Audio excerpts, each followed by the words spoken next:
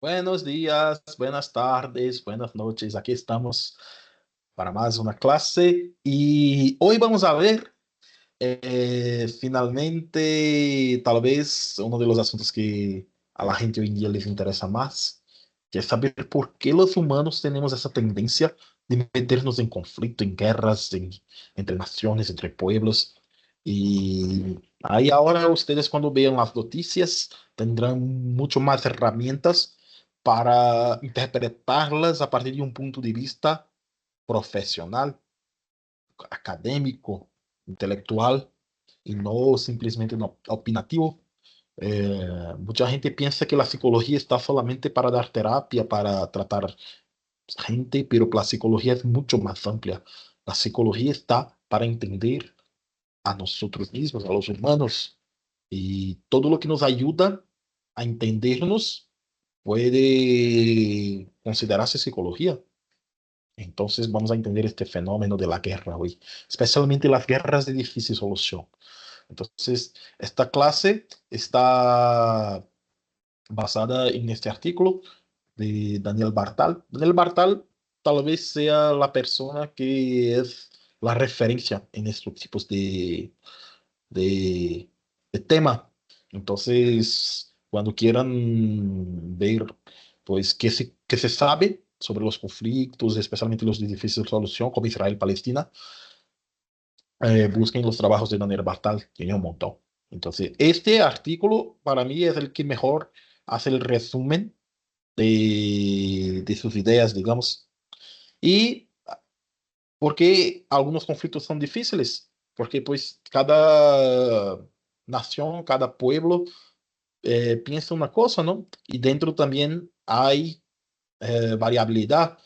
Os dejé ahí pues, una encuesta para, por ejemplo, en el caso de Israel-Palestina, podemos pensar desde afuera, ¿no? Ah, muy fácil y es una solución de dos estados y esto, pero gran parte de la gente en los dos territorios no lo quieren eso. Y ya vamos a ver qué es lo que hace con que la gente pues no quiera una solución pacífica, ¿no? Entonces, el primer elemento que tenemos que tener en cuenta hay ciertas realidades, como diríamos, físicas, tangibles, de amenaza a un determinado pueblo, una determinada nación. Entonces, muchas veces, el primer elemento que tenemos que analizar es si hay o no. No es siempre que un conflicto va a tener como causa elementos materiales, territorio, etcétera, recursos, pero muchas veces esos recursos, acceso a recursos a territorios explican un conflicto, así, o gran parte de él. Entonces, muchos conflictos son por valores, son por religión, son por otros temas, pero muchos conflictos también tienen alguna base en elementos tangibles. Por ejemplo, el tema de Tibet en China. Uno desde afuera dice, ay, qué malvado los chinos, no, ahí tienen a Tibet dominado y no sé qué.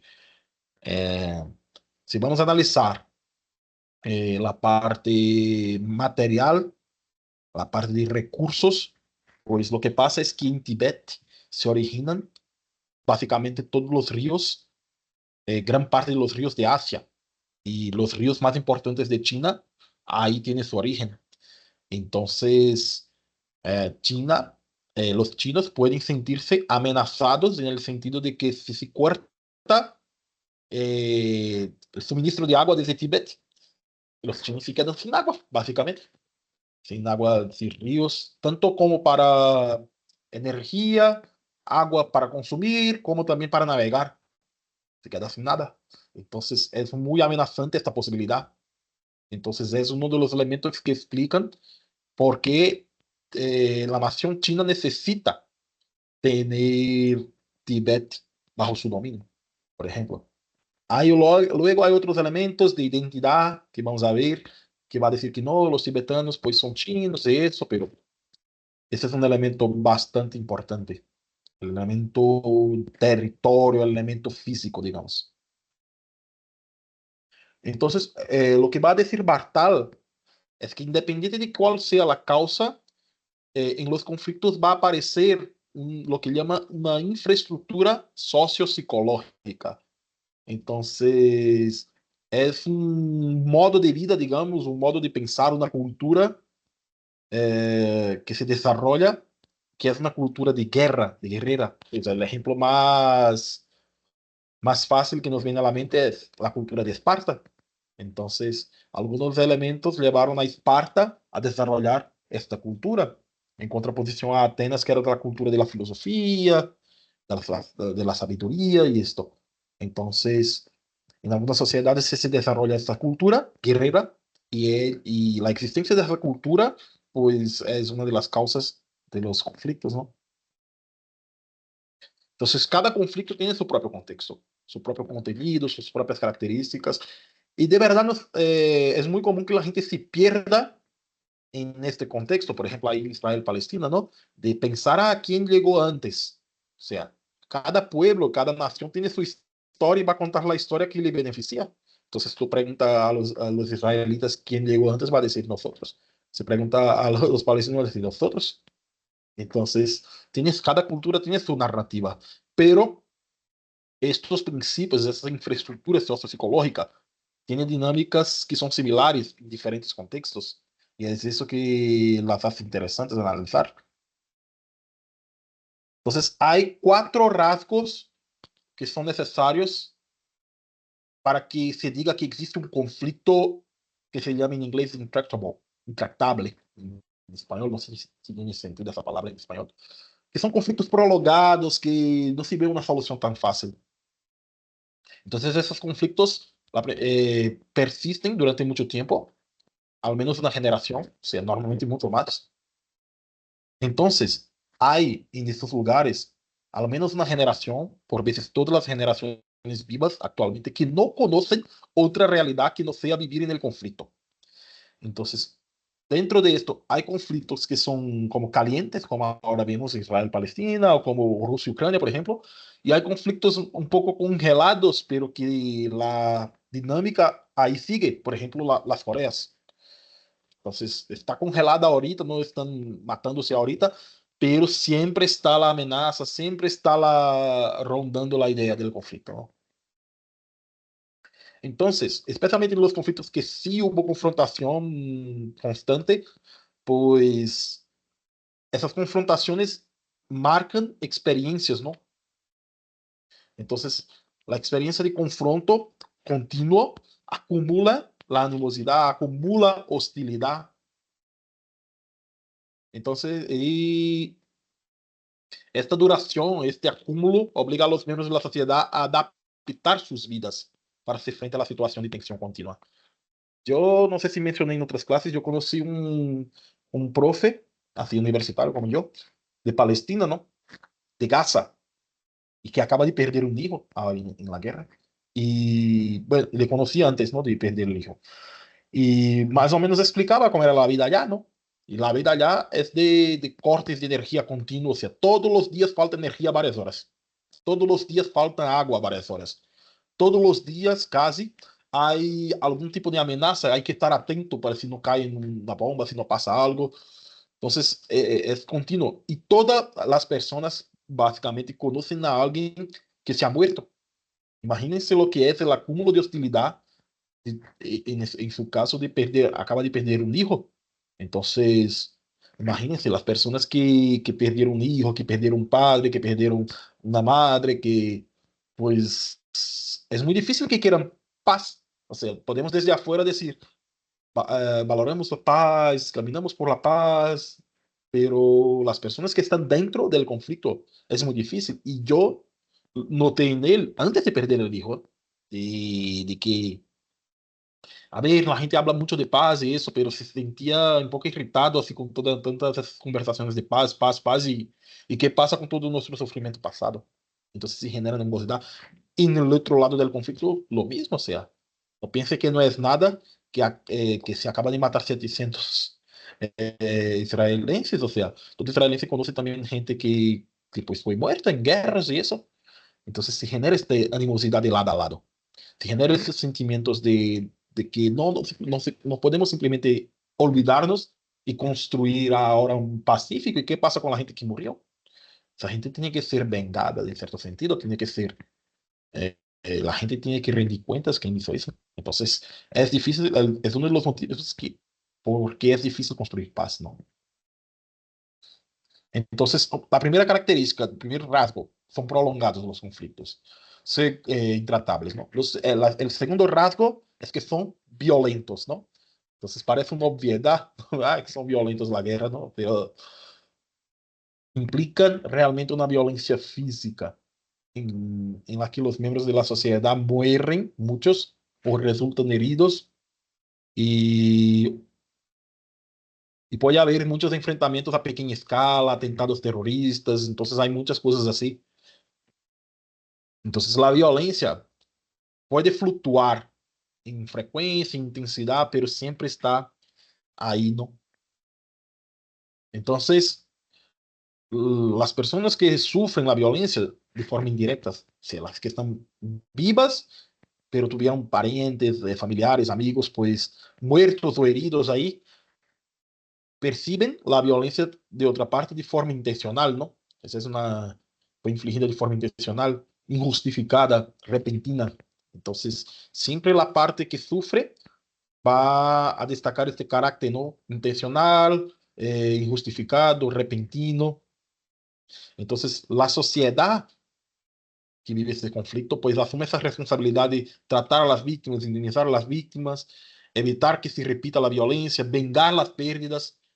Entonces, la sociedad como un conjunto va a tener la tendencia a asumir este rol, lo que vemos ahora ahí en Israel, cuando va a por Hamas y acaba también generando toda una consecuencia en todo el pueblo palestino, pero la sociedad, a partir del ataque anterior, la sociedad siente esa necesidad de vengarse de alguna manera. Van a decir que no es venganza, pero que en parte sí es.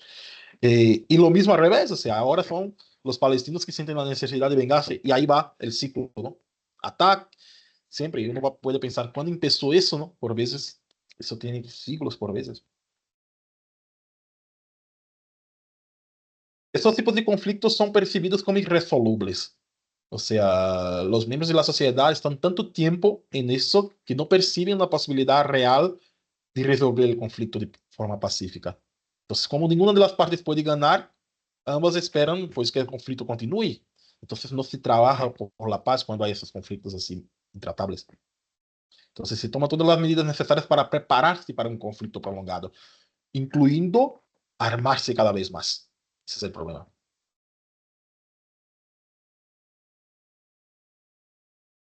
Y estos conflictos intratables exigen una gran inversión por parte de la sociedad.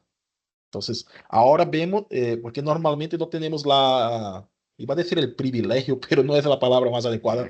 A ver, no tenemos la oportunidad de ver cómo un conflicto como ese inicia. Normalmente cuando llegamos ya está. Entonces ya varios ejemplos, dije Israel-Palestina, Azerbaiyán-Armenia.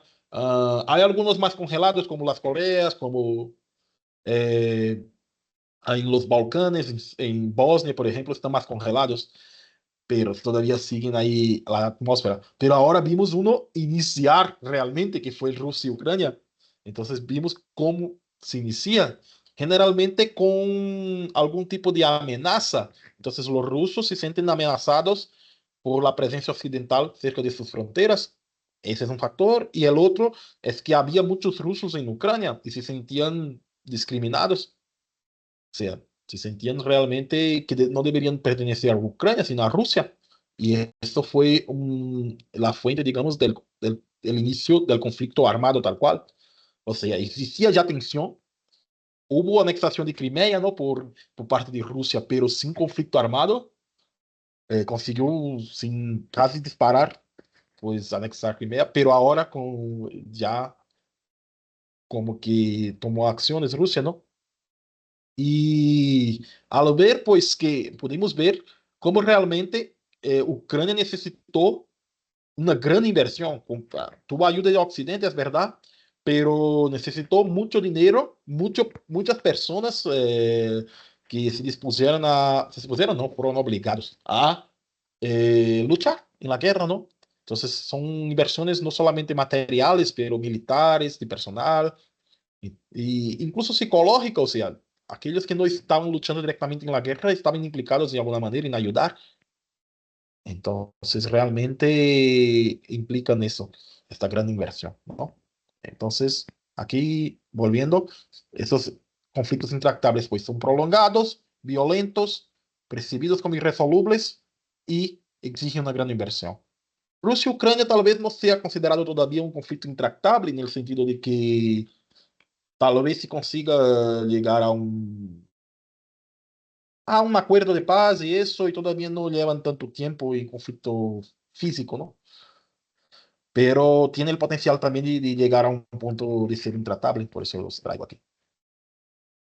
Entonces, hay tres rasgos adicionales, o sea, esos cuatro son los principales. Los tres adicionales, el primero es que es un conflicto total, o sea, son percibidos como existenciales. En este Rusia y Ucrania, por ejemplo, especialmente para Ucrania, o sea, Ucrania como nación dejaría de existir si pierde la guerra. Entonces, es visto como algo existencial. La nación, la existencia de la nación corre peligro. Lo mismo con Israel y Palestina. O sea, si Israel pierde la guerra, que no es solamente para los palestinos, pero para los países árabes enemigos ahí, o no árabes en general, musulmanes, porque hay Irán también, que es persa. Si pierde, deja de existir. Y los judíos probablemente serían expulsados de ahí. Y se quedarían apátridas como en tiempos de Segunda Guerra Mundial. Por ese sentido el sentido de amenaza es tan fuerte. Se quedarían apátridas y hemos visto que pasó en Segunda Guerra. Y los palestinos lo mismo, o sea, siente que si pierde totalmente la posibilidad de tener su Estado, pues ahí se quedarán desplazados por todas partes. O en una situación de discriminación ahí dentro del Estado de Israel completo, digamos, incluidos territorios palestinos. Entonces es existencial en ese sentido, o sea, de verdad, tú dejas de tener tu nación, tú dejas de tener tu lugar. Entonces, son objetivos, necesidades, valores que se consideran básicos e indispensables para la existencia o supervivencia de esa sociedad. Entonces, el conflicto afecta también varias esferas, como hemos visto, ¿no? Territorio, identidad, también religión, cultura, por veces algunos de esos factores, por veces todos, por veces uno o dos, pero puede afectar pues varias áreas, ¿no? En caso de Israel y Palestina, por ejemplo, sí, la religión también es un aspecto importante. Entonces, es total en ese sentido que afecta varias facetas. Se percibe como una suma cero. No sé si entiende ese concepto. Suma cero es, si yo gano, tú pierdes. Si tú ganas, yo pierdo. No hay una posibilidad de que nosotros los dos salgamos satisfechos. Porque también en este caso ahí en Israel hay, especialmente Jerusalén es un problema, porque por más que las reivindicaciones de cada estado palestino e israelense, hay territorios que se empalman, tal vez ahí se pueda negociar, o sea, partimos más o menos los territorios que se empalman y ya. Pero en Jerusalén es un problema porque hay lugares que son sagrados. Y cuando digo lugares sagrados, no es un área enorme y tú puedes dividir, no. Es, por ejemplo, está la explanada de las mezquitas, creo que se llama así, que tú tienes el domo que se llama, que es un lugar pequeño, es una iglesia, digamos, una iglesia, una mezquita. Y este lugar exacto es el lugar sagrado para las tres religiones principales, el judaísmo, el cristianismo y el islamismo, para las tres. Entonces, ¿quién va a controlar este lugar? Y hay profecías y hay cosas religiosas sobre este lugar. Entonces, es complicado. Entonces, como que no es un lugar que puedas dividir. Entonces, ya hubo la idea de transformar Jerusalén en una ciudad internacional, sob administración de la ONU, por ejemplo, pero ninguna de las dos partes quieren eso. Porque, por ejemplo, el mundo islámico puede percibir la ONU como una institución occidental, por ejemplo. Entonces, es complicado por este factor. Entonces, también otra característica es que es un conflicto central, ocupa un lugar central en la vida de los miembros de la sociedad y tiene una gran relevancia en la agenda pública. Ahí traje esas dos fotos porque demuestra que ser central no siempre significa que la sociedad está en guerra total, ¿ah? Por veces, la primera foto es en Siria, donde hubo destrucción total, y ahí no hay cómo salirse del conflicto. Pero en la segunda sociedad es en Corea del Sur. Y ahí viven tranquilamente ahorita, pero la discusión de las Coreas siempre es un elemento central. Lo mismo en Taiwán, por ejemplo. Entonces, en Taiwán no hay un conflicto físico ahorita, pero realmente es visto como irresoluble porque China no se puede permitir que Taiwán esté independiente totalmente y junto con Occidente. Y los taiwaneses ya desarrollaron una identidad completamente separada de China y no quieren pertenecer a China. Entonces, ahí, aunque son chinos étnicos, ¿no? O que poca gente parece saber. Entonces, ¿cómo se soluciona eso? Es bien complicado. Entonces, siempre va a ser un elemento central en la política de los países, de esos países. En otros países, como aquí en México, por ejemplo, se va a hablar de economía, de políticas sociales, y eso, pero en esos países que tienen estos conflictos o congelados o activos, siempre el conflicto es un elemento central de la política, digamos. Entonces, aquí os dejé un resumen para que ustedes tengan más claro, digamos. Entonces, en los conflictos, pues la vida colectiva está marcada por esta confrontación continua que requiere la movilización y sacrificio de los miembros de la comunidad y se debe adaptarse a las condiciones de vida en conflicto. Traje esa foto que me parece interesante, ¿no? Por más que las sociedades estén en guerra, que es muy violento, que es muy... La gente es algo triste por un lado, pero que da esperanza por otro, que la gente se adapta a esas condiciones, a las peores condiciones. Entonces ahí están los niños jugando balón y eso en un escenario destruido. O sea, si hay esto, la gente pues se adapta. Es triste y a la vez da esperanza, ¿no? Así que se puede reconstruir, digamos. Entonces, esa adaptación a los conflictos requiere tres retos básicos, ¿no? Entonces, si requiere satisfacer las necesidades que permanecen privadas durante los conflictos, necesidades de seguridad, necesidad de una identidad positiva. Entonces, los humanos, por más que uno piense que en un lugar caótico, lo que importa es simplemente vencer a la guerra o impedir o la paz, etcétera, tenemos necesidades más intangibles de identidad, de conocimiento, o sea, necesitamos construir, y por eso la clase de representaciones sociales es muy importante, construir nuestra representación de por qué esta guerra existe. Y a la vez esa representación, porque van a haber varios actores sociales, unos más radicales que otros, pues esta representación también, las más radicales especialmente, son causa de por qué el conflicto continúa. Entonces necesitamos dominar, digamos, qué es lo que está pasando, necesitamos pensar que entendemos. La mayoría de la gente piensa que entiende, no entiende, pero necesitamos construir las representaciones para aprender a afrontar el estrés, los miedos y otros elementos psicológicos negativos. Entonces, el elemento psicológico es importante, necesitamos desarrollo de esas condiciones para poder soportar más que todo. Y ahí, psicológico no solamente mental, como un monje que dice, yo soporto todo. No, pero también en términos de grupo. Y ahí la psicología social tiene mucha importancia.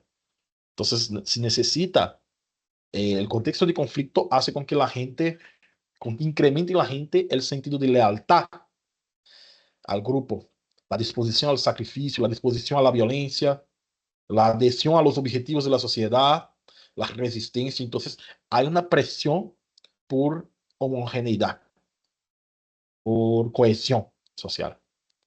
Y la cohesión social tiene sus aspectos positivos en sociedades pacíficas, pero también esa presión tiene sus aspectos negativos. O sea, la idea de diversidad que tenemos en las democracias, de que cada persona puede pensar lo que quiera, pues en sociedades en conflicto hay una presión para que no, tú no puedes criticar los objetivos de la nación, tú tienes que unirte y sacrificarte.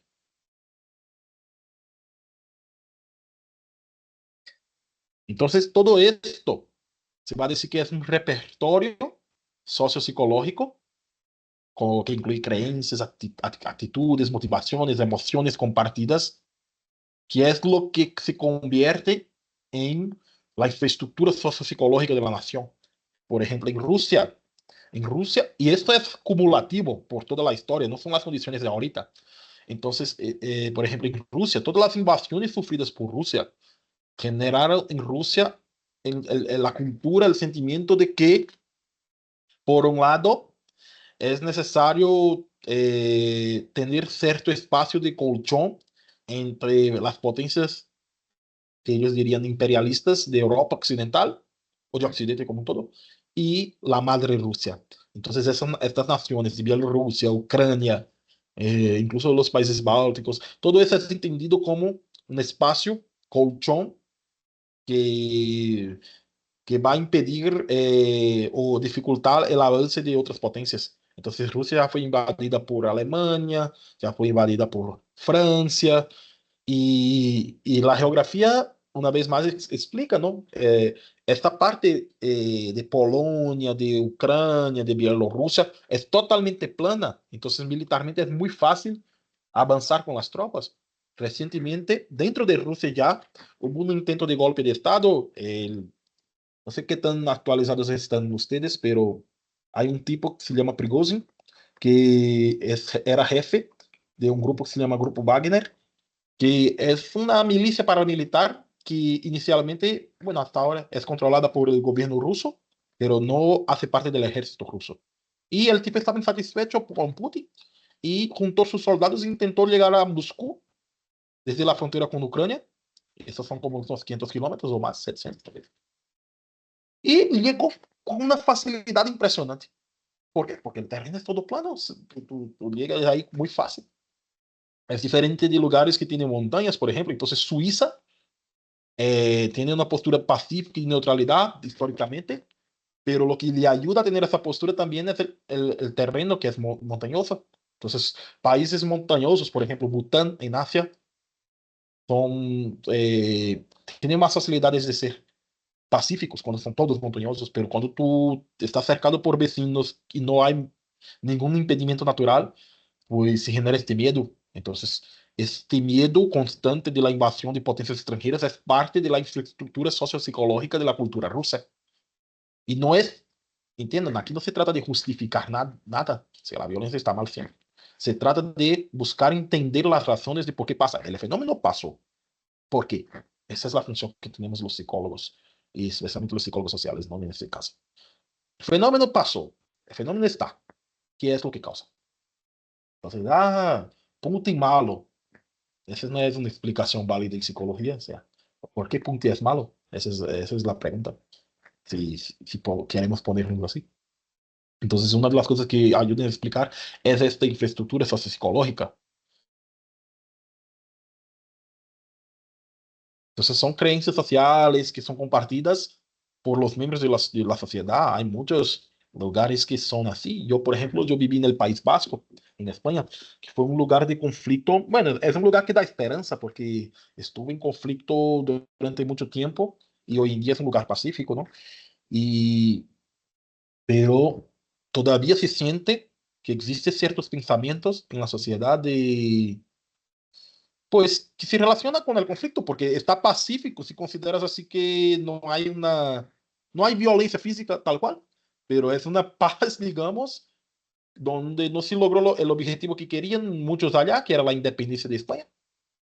Entonces, allá hay un grupo que se considera pues una nación diferente, que tiene una lengua diferente y que quiere la independencia de mucha gente de allá de España y no lograron eso.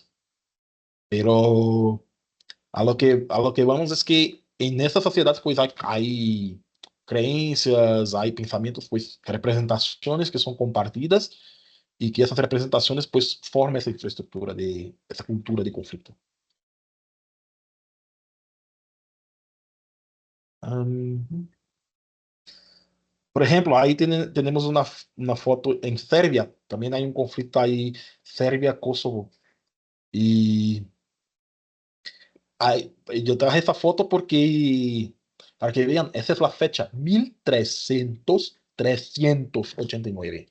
Entonces, ahí fue cuando hubo lo que se llama la batalla de Kosovo, donde los serbios perdieron, pero desde ahí es el germinar, la semilla del la, el pueblo serbio, es en ese territorio que se llama Kosovo, que hoy en día ya puede estar, estoy resumiendo la historia más o menos y puede estar equivocándome en algunos detalles, ¿no? Los kosovares tal vez dirían algo diferente. Esa es la historia que cuentan los serbios. Ahí en ese territorio, que era habitado por los serbios, invadió el Imperio Otomano musulmán. Los serbios perdieron y se quedó la promesa de que un día recuperarían.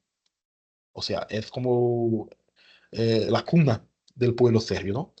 Con el paso del tiempo, entran los albaneses en Kosovo, musulmanes también, y ahí vivieron durante siglos, ¿no? Y yo ignoro si ya vivían antes de los serbios también, ¿eh? Pero, digamos, la historia que se cuenta, que según vi, y ahí, pues, los serbios un día lograron recuperar ese territorio, pero es un territorio que vive gente de otra etnia, otra religión, que son los kosovares, que son de origen albanesa. Entonces, la pregunta, ¿a quién debe pertenecer? ¿A los serbios que estaban ahí en 1388 o a los kosovares que vivieron ahí durante los últimos 700 años? Entonces es complicado y hoy en día Kosovo es un país que es reconocido como independiente por muchos países, por otros no, y está en este estatus de conflicto permanente, digamos, y ese es uno de los motivos de por qué ocurre guerras también, narrativa, historia, es una narrativa colectiva de identidad, el significado que tiene un territorio, un lugar. ¿Sí? Lo más importante en ese sentido es entender que los pueblos, las naciones, cuentan una historia no totalmente objetiva, ninguna nación cuenta la historia de forma objetiva, sino recuentan el pasado de una manera que es funcional, que tiene significado para el presente actual de la sociedad. Entonces, siempre el pasado puede, pues, ser resignificado. El ejemplo más interesante sobre eso tal vez es en Japón. Entonces, Japón era en Segunda Guerra, o antes un poco, era una sociedad imperialista donde se cometían crímenes brutales, en Corea especialmente, en China también, y la verdad, pero cuando se terminó la guerra, se soltó una bomba atómica en el país, los Estados Unidos. ¿Y cómo contamos esa historia hoy en día? O sea, porque de los dos lados, todo es mal, ¿no? Japón imperialista y con muchos crímenes de guerra, Estados Unidos soltando una bomba atómica. ¿Cómo se recontó la historia? No sé si ustedes más o menos tienen ese... Claro, Estados Unidos dice. Porque después Japón pasó a ser aliado. Entonces, ¿cómo ahora que es aliado tú cuentas la historia de forma positiva esa historia? Sí, es que los japoneses eran tan guerreros, pero tan guerreros, que tuvimos que soltar una bomba atómica en su país porque no iban a rendirse. Porque son muy guerreros, es un pueblo muy guerrero. Ven qué positivo, necesitamos una bomba atómica, que si no, no se iban a rendirse. Entonces, si contó esa historia es contada de forma medio positiva. Y así son las narrativas de las sociedades. Las narrativas son construidas realmente y reconstruidas para adecuarse a la situación presente. Entonces, por ejemplo, cuando dice Putin que el Zelensky, que es el presidente de Ucrania, pues ahí es de los pues está intentando pues reconstruir, pero él es judío, el presidente, y aún así intenta como meter esa historia, ¿no? ¿Por qué? Porque realmente hay en Segunda Guerra y hoy en día también hubo grupos, hay neonazi que en Ucrania, realmente. Porque claro, en Ucrania ya en Segunda Guerra se resistían a los soviéticos y adoptaban la visión de que el enemigo de mi enemigo es mi amigo. Entonces, cuando entraron los alemanes ahí, pues fueron bien recibidos por muchos. Y entonces el Putin hoy en día se utiliza de eso pues para decir que ahí es una nación pues de esto, ¿no?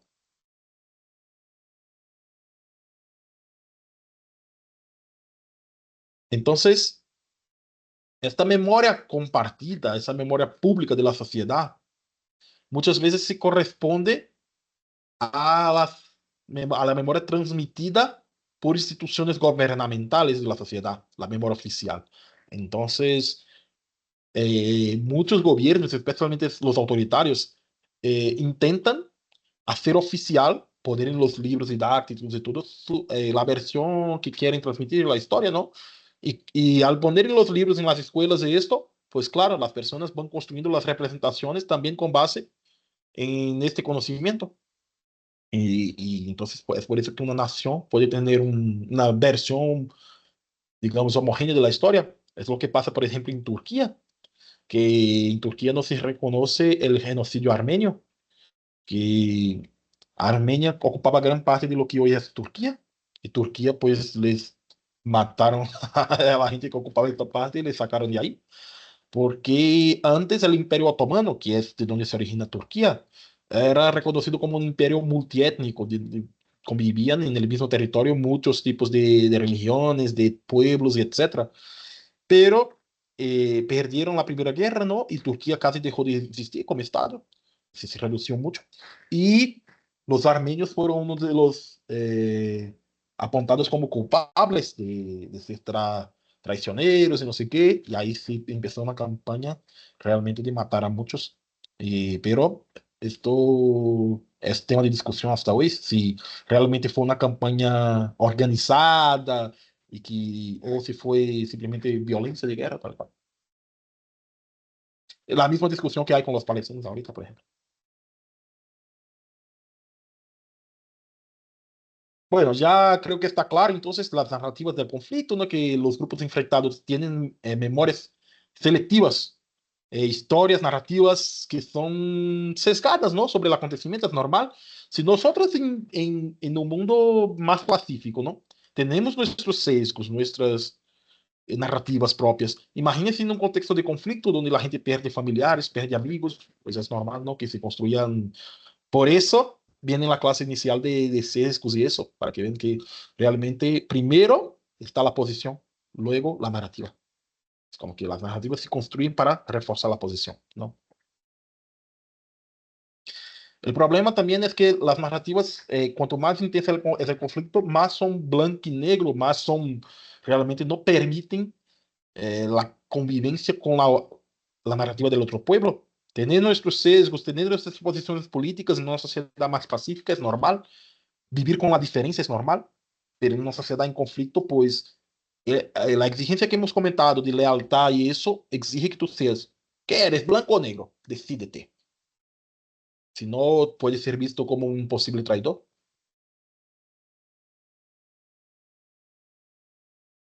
Entonces, algunos temas importantes cuanto a percepción del conflicto y qué se debe de hacer son, primero, justificar por qué inició el conflicto y el curso de su desarrollo. Luego, presentar una imagen positiva del propio grupo. Siempre los grupos, ustedes han visto, creo, el semestre pasado, identidad social, ¿no? O en psicología social, y han visto que los grupos tienen necesidad de tener una autoimagen positiva. Pues ahí. Al mismo tiempo de la autoimagen positiva, deslegitimar el adversario, el enemigo, y presentar la propia sociedad como la víctima de la historia. Entonces ya ven en muchos de esos conflictos que pasan en eso. Eh, tenemos acceso en general a una parte de la historia más que la otra. Ahorita, por ejemplo, tenemos acceso más a la versión de Ucrania que la de Rusia, más a la versión, no sé si Israel-Palestina, y sí ya está más dividido, creo. Pero normalmente, porque los países pues se van agrupando también entre ellos. Entonces hay el mundo occidental, hay el mundo islámico, hay China, hay Rusia. Entonces cada país medio que se agrupan con otros y refuerzan la narrativa de uno.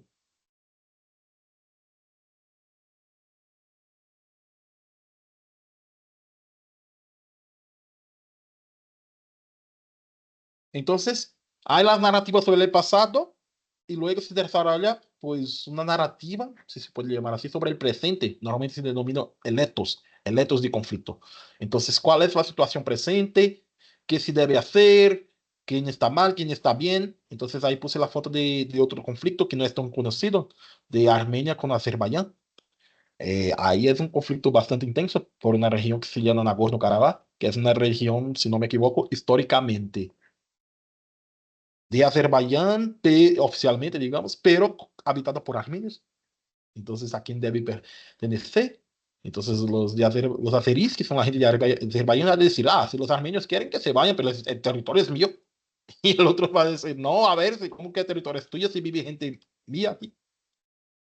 Es complicado, ¿no? Entonces, es el otro de conflicto. ¿A quién debe pertenecer? ¿Cómo se debe solucionar? ¿Cómo se debe hacer la guerra, digamos? Entonces, es como se configuran todas las narrativas, creencias en el escenario actual y también para el futuro. Entonces, este ethos proporciona pues la base para la conciencia social hegemónica de la actualidad, para los fundamentos de la vida social de cómo se debe vivir en un conflicto actual. Entonces, ya hemos comentado mucho que une los miembros de la sociedad, ¿no? La cohesión y proporciona una orientación y una dirección para hacia el futuro, hacia el presente y futuro. Entonces, hay 8 temas de creencias sociales que componen el ethos de conflicto. Entonces, sobre la justicia de los propios objetivos, sobre la seguridad. Entonces es muy importante la supervivencia. Entonces, estoy intentando buscar otros ejemplos que no sé, Israel, Palestina, los más conocidos, Rusia, Ucrania, pero, por ejemplo, en Israel es muy claro este tema, porque en Israel el tema de la seguridad es, a ver, tenemos un ejército más fuerte y podemos actuar, según ellos, con ataques preventivos. O sea, no hace falta esperar que nos disparen. Si sabemos dónde están las armas, podemos destruirlas ya de una vez. Entonces, el tema de la seguridad sobrepasa tal vez lo que sería un tema más abstracto de justicia, de decir, a ver, no puedo atacar primero. El Israel piensa, si sé dónde están las armas, voy a atacar. Entonces, ¿por qué voy a esperar que me disparen? Y el tema de la seguridad, pues, cobra esa importancia, ¿no? La propia imagen colectiva positiva, hemos mencionado, también victimización. Entonces, fíjense un ejemplo interesante sobre identidad, ¿no? En el Mundial de Qatar, o fue, no sé si fue el de Qatar o fue el anterior. Esos jugadores se llaman Chaka y Shaqiri, que son jugadores de Suiza. ¿Qué dices, Suiza? País más pacífico del mundo, ¿no? ¿Cómo? Y celebraron así, haciendo águilas, ¿no? Y dices, pues, y generó mucha polémica. Y tú dices, ah, ¿por qué? No. ¿Por qué genera polémica celebrar con águilas? Eso. El problema es que el águila es el símbolo de Albania. Aquí viene la bandera al lado derecho. Y el lado izquierdo de esa bandera dividida es Kosovo, lo que hemos mencionado del conflicto de Kosovo en Serbia y esto. Y ahí ven en el mapa el porcentaje de población albanesa o serbia. Ah, y para complicar esos conflictos, ¿no? No es que tú dices, ah, hay una mayoría, ahí hay como 80-90% de albaneses, no, listo, ya está. Pero, ¿qué pasa con los serbios que siempre han vivido ahí, que nunca se fueron? Y desde 1200 y algo se quedaron ahí. Entonces, esta gente tiene que ser expulsada. Esta gente tiene que vivir, estoy contando la historia desde el punto de vista de los serbios. Esta gente tiene que vivir en discriminación, porque van a sufrir bastante ahí, como minorías, ¿entiendes? Entonces, esta es la lógica de Rusia, de Serbia, como que para nosotros tenemos el deber de proteger a los serbios de ahí, a los rusos que están en Ucrania, por ejemplo. Esta es la lógica. Y del lado de los albaneses es decir, a ver, somos mayoría aquí, ¿cómo vamos a estar dominados por Serbia? Entonces, cuando los jugadores celebraron, ellos son como refugiados de la guerra en Kosovo, que se fueron a vivir en Suiza y que defienden la selección suiza, pero no olvidaron sus orígenes y ahí pues los albaneses fueron una locura, ¿no? Así como que, ¡wow! Sí, pero fueron punidos los jugadores porque no se pueden hacer como demostraciones políticas y ahí va. Pero fue polémico. Y esto en Europa, ¿no? Que la gente tiene como el continente más pacífico, pero no es tan así. Entonces, otros temas más, entonces, deslegitimar al adversario, hemos dicho, el patriotismo y la pega al grupo, la unidad del grupo y la paz aparece como un tema también, como qué se puede hacer, ¿no? Para construir la paz. Claro, cada grupo va a querer construir la paz sacando el máximo provecho, decir, no, nosotros tenemos derecho a ese territorio, bla, bla, bla. Y la paz se puede construir así. y obviamente el otro grupo no va a estar de acuerdo, pero esas discusiones existen.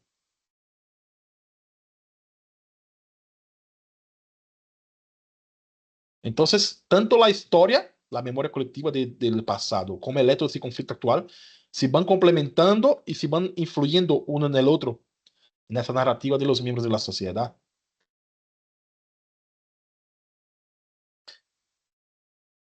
Siento que me estoy repitiendo un poco, pero vamos a ver.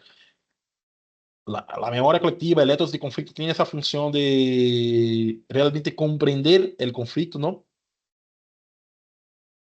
Sí, yo creo que me estamos repitiendo. A ver, os dejo aquí esto como un resumen más o menos.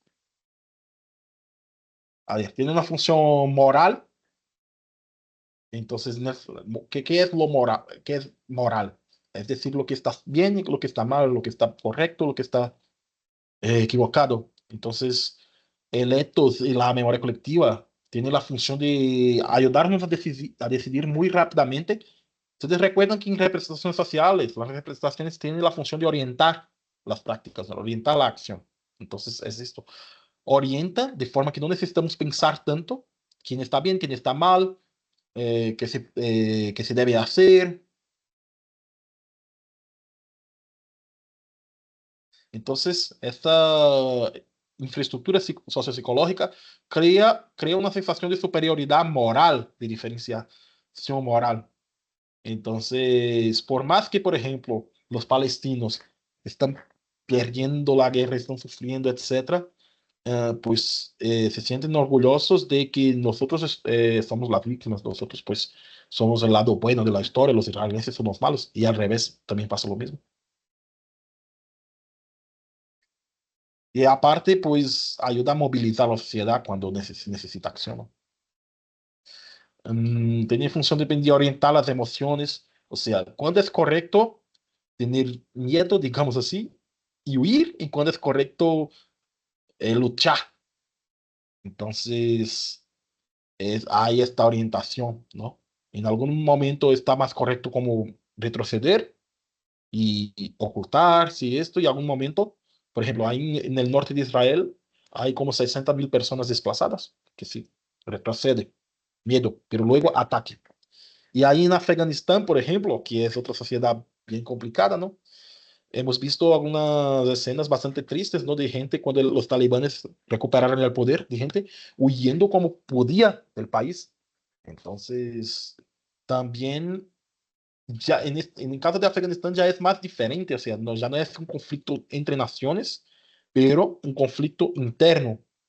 Entonces, tú sabes, pues, tú tienes creencias, y la idea de decir creencias no significa que es equivocado, ¿no? Sí, pero tú tienes una representación de cómo son los talibanes, ¿no? Y esa representación te sirve para, una vez llegados los talibanes de vuelta, tú dices, ah, yo que no me quedo aquí, yo me voy. O sea, bien, orientación para la acción. Si por un lado puede ser miedo, por otro lado puede ser odio también. Entonces, son las dos reacciones básicas de los seres vivos, ¿no? Huir o luchar.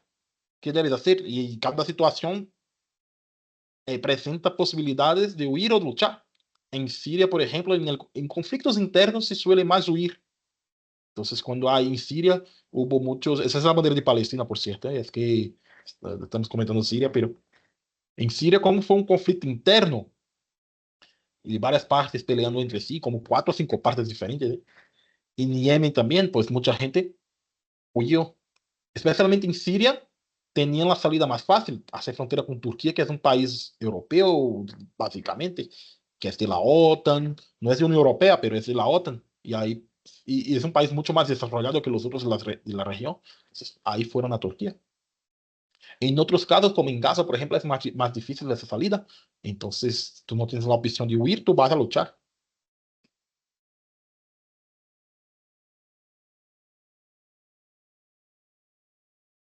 Estamos terminando ya.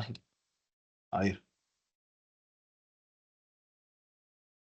Entonces, aquí os dejo un resumen también sobre las funciones identitarias del conflicto. Hemos comentado algo en ese sentido, pero aquí tenemos como más desglosado bien. Entonces, aumenta el sentido de identificación con la sociedad, proporciona la fuerza a los miembros de la sociedad, em, si son base para la cohesión, la unidad, la solidaridad entre los miembros. Entonces, curiosamente, hay mucha gente que defiende que una nación unida solo se puede construir por medio de tragedias. En Brasil hay mucho ese debate, porque Brasil es un país que no tuvo muchas guerras, no tiene muchos desastres naturales, y allá se comparan, por ejemplo, con México, y dicen, todos los terremotos, por ejemplo, en Ciudad de México, y eso, hicieron con que México tal vez sea una nación más unida. Recuerdan que la clase pasada, al final, ah, podríamos ver que México es un país donde las personas confían más en sus paisanos que en Brasil, por ejemplo. Y puede que sea una de las posibilidades, puede que sea por eso, porque en situaciones de tragedia, no solamente de conflicto, de tragedia, las personas se unen más, hay más solidaridad. Entonces puede ser un factor. Entonces la identidad social facilita la movilización de los miembros de la sociedad para el conflicto, la disposición a hacer sacrificios. Y el extremo de esto es el terrorismo. Yo no quise poner clases de terrorismo y esto creo que no puse, pero pudiera ser otro, yo tengo una clase preparada sobre terrorismo, pudiera ser otro fenómeno a analizarse en esta materia, pero el extremo de la disposición a sacrificio que es ponerse una bomba o ponerse a disparar ahí en una misión suicida. Y pues la identidad social fuerte, pues facilita eso, digamos. Entonces forma lo que se llama el terreno epistémico, que es esto, la infraestructura sociopsicológica, para las opiniones pues antagónicas con la otra sociedad. Luego hemos comentado algo también sobre la institucionalización de hechos de conflicto, o sea, realmente lo que es que el gobierno oficial tome para sí políticas que incentiven el conflicto, que una cultura realmente de conflicto. Entonces, es diferente. Por veces el conflicto está en el público, en la gente, y no está en el gobierno. Por veces está en el gobierno y no está en la gente. Tal vez en Rusia, por ejemplo, ahorita. O sea, los rusos en sí mismos tal vez les da igual Ucrania y eso, pero el gobierno sí quiere mantener la guerra. Y muchas veces el gobierno, pues, secuestra, digamos, ciertos elementos de conflicto para intentar mantenerse en el poder cuando son autoritarios. Un ejemplo de eso fue en Argentina con la guerra de las Malvinas. Entonces había una dictadura en Argentina que se estaba yendo medio mal. Y cuando tú tienes una dictadura, es el caso de Rusia tal vez, y tú estás yendo medio mal, la forma de mantenerse en el poder y generar esa cohesión social que hablamos es buscar un conflicto con un elemento externo. En Venezuela ahorita también. Tú buscas, porque era un conflicto que existía, digamos, congelado ahí, y tú ahí prende la chama otra vez y provocas cohesión social en torno a ti. Entonces hay investigaciones que demuestran, por ejemplo, que después del atentado a las torres gemelas en Estados Unidos, en 2001, la aprobación del presidente subió de como de 40, 50, 80, 90%. Entonces hay este movimiento de cohesión en torno al líder. Entonces es muy tentador para los líderes, especialmente los autoritarios. No fue el caso de Estados Unidos, ¿no? Que fue un ataque externo realmente, pero provocar el conflicto es muy tentador, digamos. Entonces, cuando se institucionaliza el hecho de conflicto, tú puedes ver la expresión de eso en lo que hemos comentado de los libros de las escuelas, en conversaciones diarias, en la media, en decisiones políticas, en los discursos, digamos, en el parlamento, en productos culturales. Entonces, todo gira en torno al conflicto. Todo realmente tiene que ver con el conflicto. Entonces, la sociedad funciona así, la información contradictoria se rechaza y hay mecanismos de control para garantizar que la unidad, digamos, de la narrativa. Entonces, hay difusión de información que apoya el repertorio dominante, censura de información que no. Entonces, difusión de desinformación, de información falsa. castigos contra los que promueven una visión alternativa, control de los medios de comunicación, deslegitimización de la información alternativa, cuando no hay una censura directa, un castigo, cierre y destrucción de archivos, que cuenta otra historia, y fomento a productos culturales que apoyan versión dominante y no apoyo a productos que no apoyan. Entonces hay varias maneras que tú puedes ir controlando la narrativa, ¿no? Desde, por ejemplo, financiar una obra de teatro que apoya tu narrativa y no financiar la que no apoya, hasta censura directa, ¿no? Y aparte de los gobiernos, los propios individuos pueden practicar estas acciones, digamos. Puede tanto autocensurarse como, por ejemplo, censurar a un vecino que cuenta una otra historia, decir que es un traidor, etcétera. Entonces aquí os dejo como para finalizar, por ejemplo, un ejemplo de una editora extranjera, ¿no? Que eh, tuvo que adaptarse, digamos así, porque presentaba una versión de dos estados ahí de Israel, Palestina, y allá han dicho, aquí no entras con esa versión, aquí no vendes este libro. Y entonces, para que vean cómo se da este control. Israel es considerado un país democrático, ¿no? Imagínense nosotros. Pues bien, ¿no, gente? Ahí vamos con casi una hora.